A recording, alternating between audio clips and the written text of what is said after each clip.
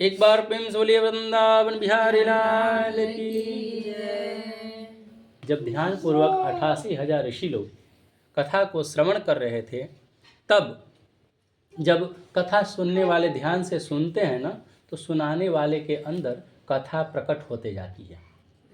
तब सूत जी कहते हैं कि हे ऋषियों, ध्यान पूर्वक सुनो, मैं आगे की भी कथा सुना देता हूँ। एक सुंदर काशीपुरी नगर में एक गरीब ब्राह्मण रहा करते थे, जिनका नाम था शतानंद। और वो ब्राह्मण बहुत गरीब थे, भिक्षा मांग मांग कर अपना जीविकोपार्जन चलाते थे। ब्राह्मण से भगवान विशेष प्रेम करते हैं, इसलिए उनका जब जब इस धरती पर अवतरण भी होता है तो ब्राह्मणों के कारण ही अवतरित होते हैं। और धरती पर जब पाप का बोझ बढ़ जाता है, इसीलिए तो धरती गाय का स्वरूप धारण करके भगवान का प्रार्थना करती हैं, और ब्राह्मण तो साक्षात विष्णु का ही स्वरूप माना गया है। बात अलग है कि लोग अपने कर्तव्य पथ से च्युत होकर पतित की ओर चले गए हैं। तो वो गरीब ब्राह्मण को देख करके भगवान से दुख सहन नहीं हुआ, तो वो आकर के पूछ दिए, हे ब्राह्मण देवता, आपको तो मानव में जन्म मिला है, सभी प्राणियों में श्रेष्ठ मानव योनि है, और मानव में भी श्रेष्ठ ब्राह्मण है, वो योनि आपको मिला है। उसके बाद आप इतना नीच कर्म क्यों कर रहे हैं?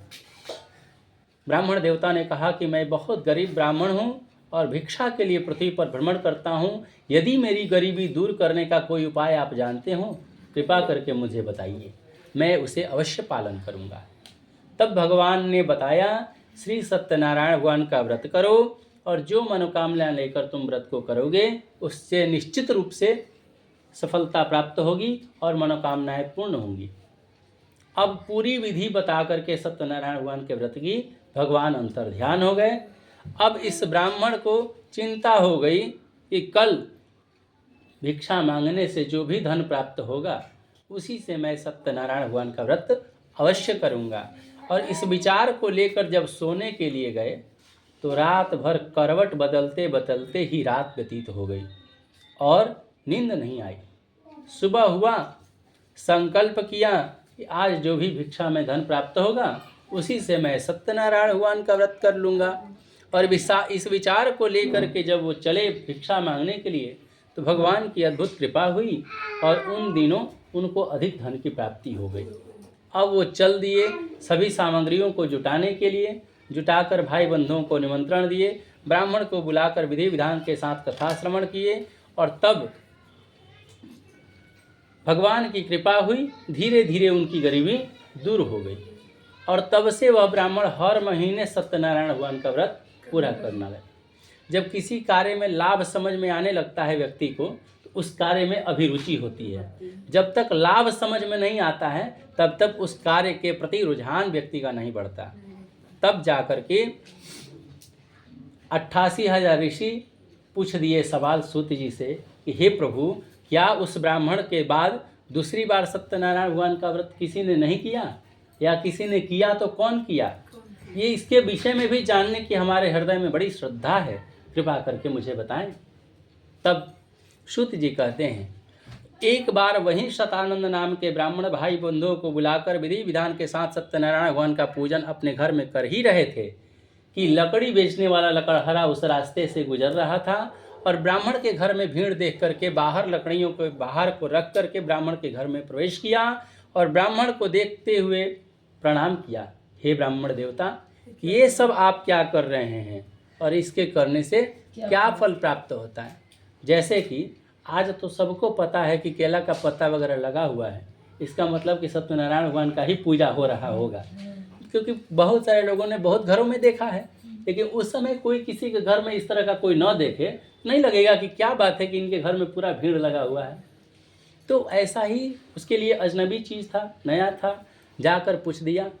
तो उन्होंने कहा कि देखो, मैं बहुत गरीब ब्राह्मण था, किंतु जब से मैं इनका पूजन कर रहा हूँ, सत्यनारायण भगवान इनका नाम है, तब से मेरे घर में धन धान्य संपत्ति सब कुछ भरा हुआ है, और मैं आज सुखपूर्वक जीवन व्यतीत कर रहा हूँ। और बैठ करके उसको अच्छा लगा। वो भी कथा सुनने लगा। पंडित जी कथा सुनाने में सुना दिए कि जब तक कथा का प्रसाद न बंट जाए तब तक कितना भी जरूरी कार्य क्यों ना हो घर नहीं लौटना चाहिए, प्रसाद लेकर ही जाना चाहिए। बैठकर विवश हो गया, कथा सुनने लगा। तब तक प्रसाद वितरण हुआ तो प्रसाद खाया, जल पिया, मन को संतुष्टि मिली। तब ब्राह्मण देवता को प्रणाम करके अपने गंतव्य स्थान की ओर लकड़ियों के भार को रख करके ऐसे सुंदर नगर में चला गया जहाँ बड़े बड़े धनी लोग रहते थे। उस नगर का नाम था कंचनपुर।